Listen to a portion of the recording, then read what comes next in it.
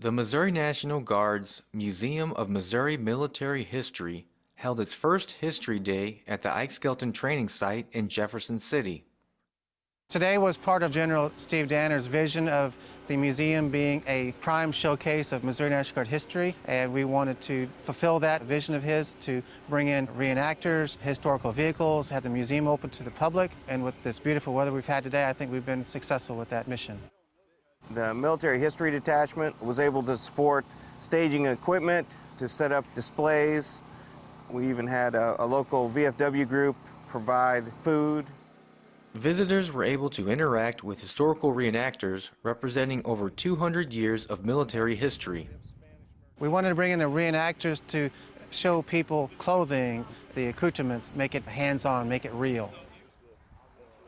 What all of us like to see is a good turnout from the public to come out and to look at the equipment the soldiers carried, ask questions.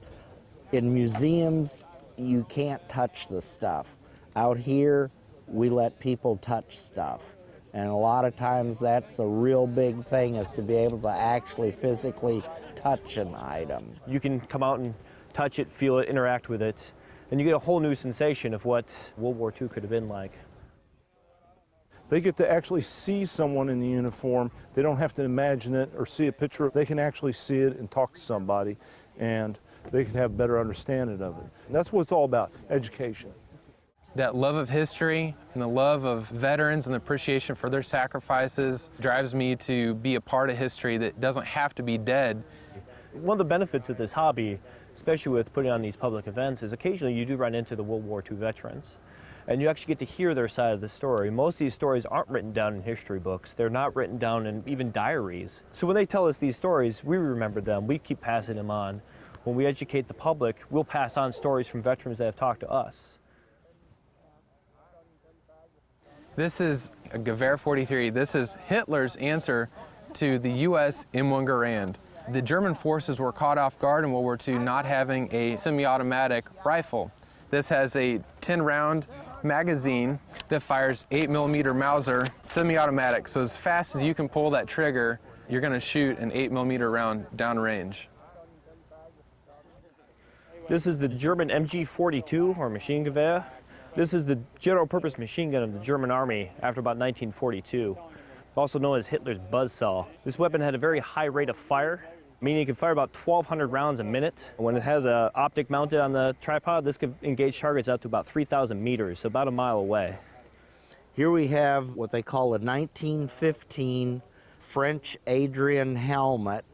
Before this helmet came out, the soldiers were wearing just a soft cap like I'm wearing here, and that didn't afford any protection from splinters when shells would explode above their heads. An officer by the name of Adrian noticed that the helmets the fire departments were wearing were metal, and they afforded a lot of head protection, so he modified these firemen's helmets into a military helmet.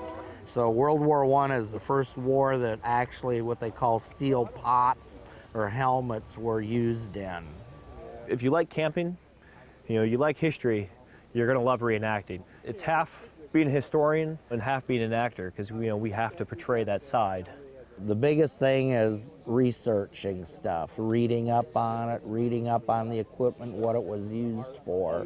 Anytime you can reach out to the community and share with them what's important to the Missouri Guard, what's important to Missouri military history, I mean, wow, what a wonderful opportunity. The museum plans on making the History Day an annual event to be held every October. I think it'd be great for the museum and the public, and then it affords us time to come out and interact with everybody. The museum was able to gain more public awareness of our museum, public awareness of the Missouri National Guard, what we do, and also for people in the public to learn about the history of Missouri, its military history, and get a better appreciation of our current military as well as our past military.